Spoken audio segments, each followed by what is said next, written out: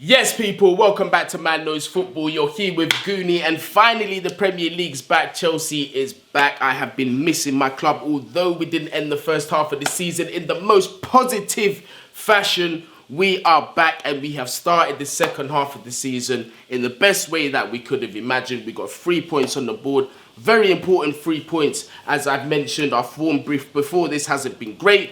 So it was very important that we got our 3 points. Chelsea 2, Bournemouth 0 over at Stamford Bridge in the Premier League.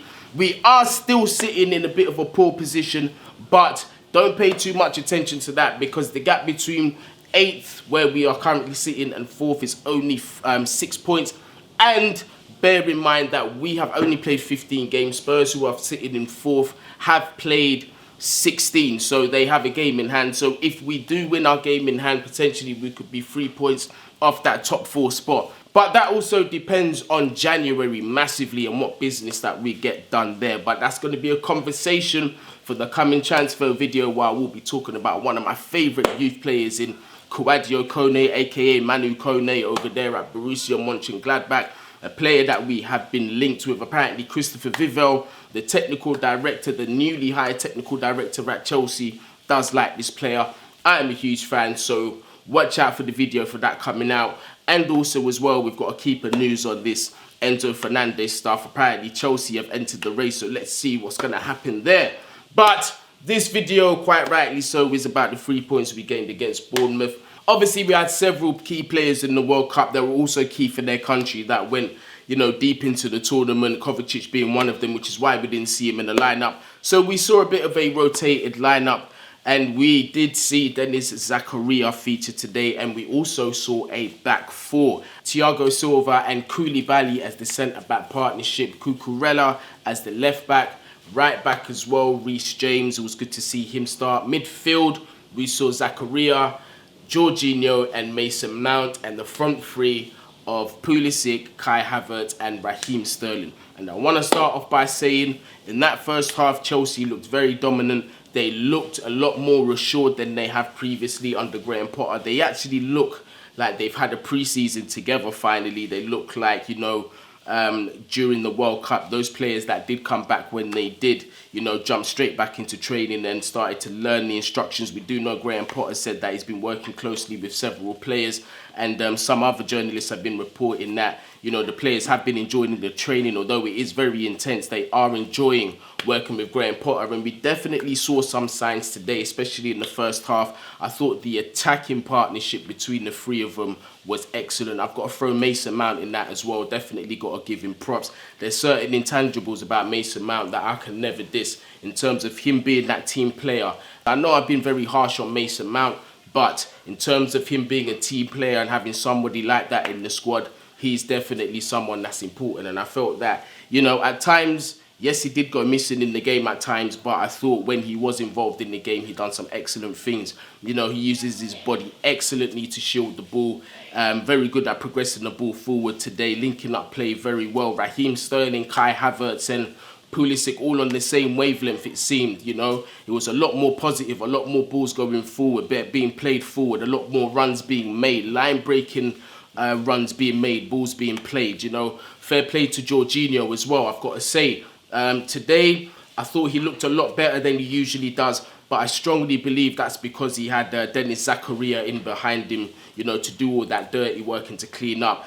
A presence that we have massively needed in this Chelsea squad, that DM profile. I thought Dennis Zakaria has done very well. Do I think he's a long-term solution? I don't, because of his injury record, and I still need to see more of his performances on a consistent basis. But from what we saw from him today, it was really good. It was good stuff, in my opinion. Jorginho massively benefited from it.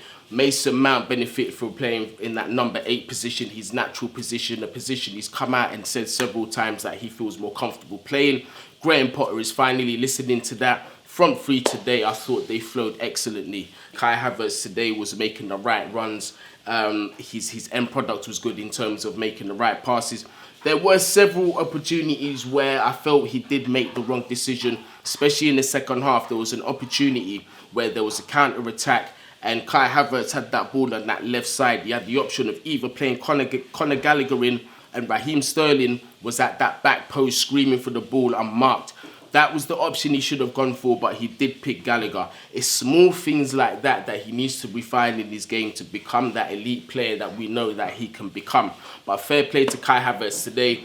Took his first goal excellently. Link up between him and Raheem Sterling. Raheem Sterling doing good work on that right side, putting in a fantastically low-driven cross that was met by Kai Havertz at the back stick. Went underneath the goalkeeper. 1-0 Chelsea. Great strikers finish. Excellent build-up. Lovely cushion pass from Mason Mount. Nicely weighted into Raheem Sterling. Plays that ball into the box.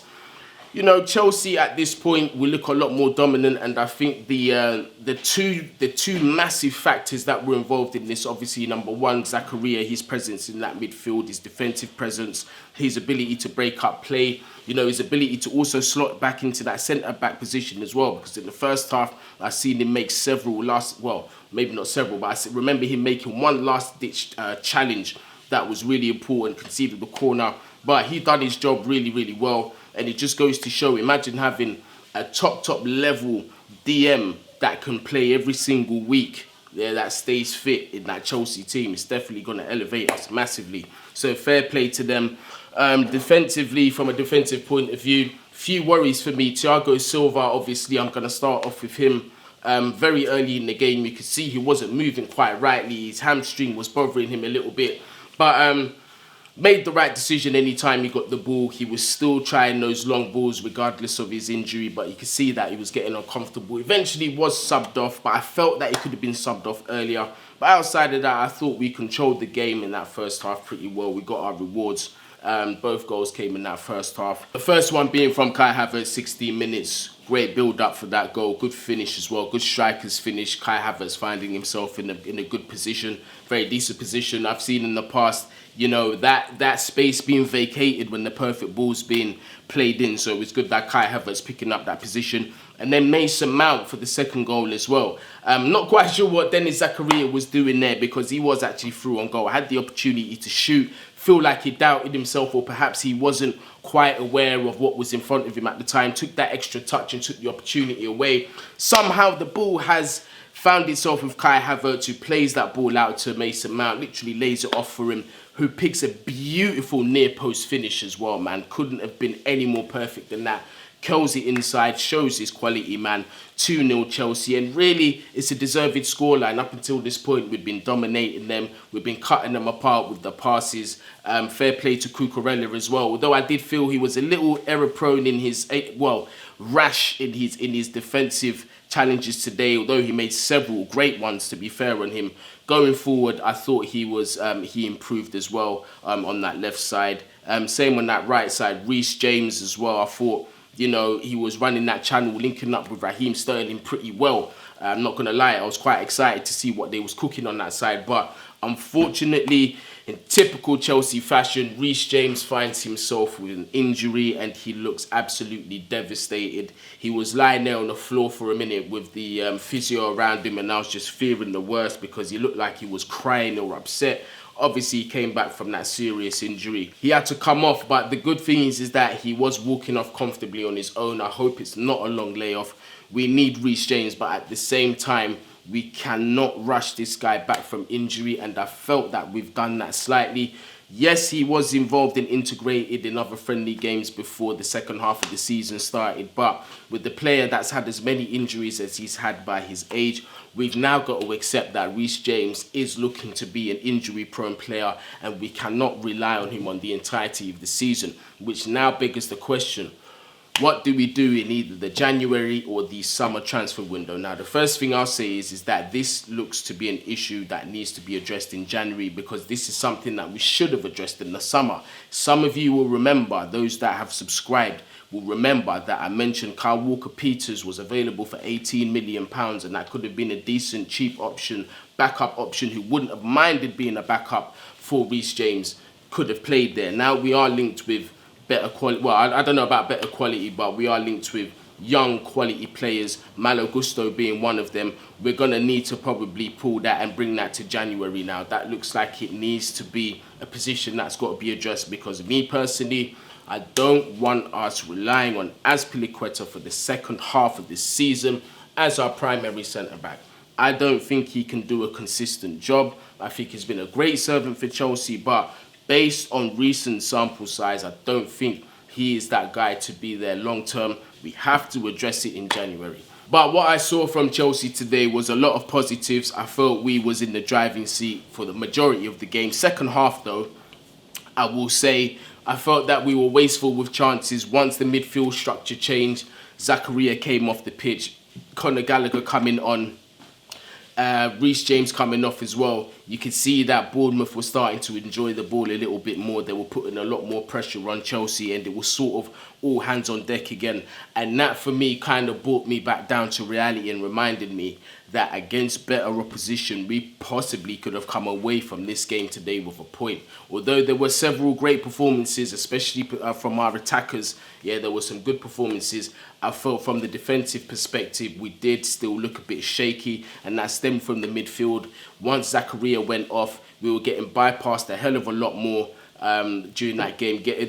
Bournemouth were getting past Gallagher and Jorginho a little bit too easily for me, and those are the worrying signs about Chelsea that might cost us top 4. Yeah, so this January is definitely going to be key. But today, all-round performance, I can't complain. All things considered, right, because I've got to look at the squad for what it is, for who's available, for the quality of the players, by my perspective and how I see it. I'm gonna say today, it was a good performance today. I'll definitely give the team and Graham Potter like a 7.5, because the most important thing today for me was getting 3 points. An extra bonus today as well, although I felt we were lucky to do so, was the fact that we kept a clean sheet. I thought that was good. But it's one of those ones, 3 points, on to the next. We need to start picking up on winning form. Other teams around us that are fighting for top 4, they've got more difficult games coming up this month than Chelsea do. So we need to take advantage of that. Dropping 3 points in the next couple of games, or 2 points in the next couple of games, is not acceptable. We need to pick up a winning run. We need to start really putting in a fight for top 4. Just because I don't expect us to get it, it doesn't mean I don't expect us to fight until the very end. That's what I expect from Chelsea Football Club. Our next fixture is going to be against Nottingham Forest. We're going to be playing Nottingham away. That is going to be on New Year's Day. So hopefully the players are not too hungover from New Year's Eve and all the celebrations and that. But it is another must win for us. And on that day, Spurs will be playing Aston Villa. On that Monday, Liverpool will be playing Brentford away. Arsenal will be playing Newcastle. Newcastle, as you can see, are very serious contenders, are looking like to be serious contenders for top 4. Manchester United will be playing Bournemouth. So we've got to be picking up points, man. And then the game after that, we've got Manchester City at home. It's definitely going to be a huge, huge challenge, but it's not impossible. 12th of January, we've got Fulham away. We've got Crystal Palace at home after that. Then we've got Liverpool away 21st of January. Look, outside of the Man City game, and even with that, right, depending on what business we've done, if we've done any business up until that point, we could come away with a result there. I'm not going to hold my breath for 3 points, but if we come away with a point, that's great. Liverpool, they've been very up and down this season. They'll be facing us towards the end of the month. Hopefully we've got 1 or 2 players in, but Liverpool do look busy as well, so let's not forget that. So we really should be finishing January with a decent points tally. We should be a lot closer to the top 4 than we are now. So hopefully things go in our direction. But like I said, January going to be a very, very key month for us, and I'm going to be doing a video on Sadio Kone of Borussia Mönchengladbach, and I'm going to be talking about the Enzo Fernandez situation, and we'll talk a little bit about Declan Rice in the next video. So make sure you stick around and you switch that notification bell on so you know when that video is coming out. Subscribe to the channel, obviously, if you are new. Smash that like button as well, and leave your thoughts down there in the comments. Yeah, up the Chelsea. Peace out, people.